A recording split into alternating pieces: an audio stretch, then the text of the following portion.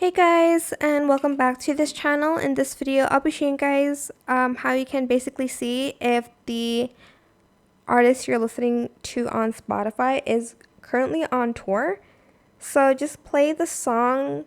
You can also select the artist, but here it's just like on the homepage.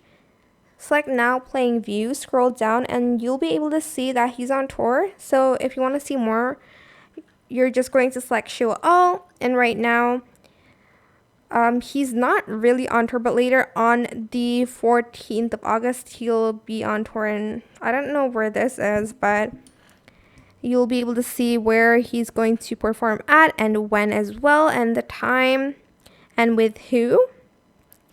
So that is it really, and it will show you to like the nearest place as well. You can change this, I think.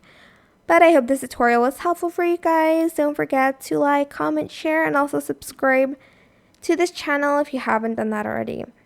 If you have any more questions about this video, just leave it in the comment section down below and I will try my best to answer them all for you guys. If you found this video helpful, please click the thanks button as well. That is it. Thank you so much for watching this video. Bye!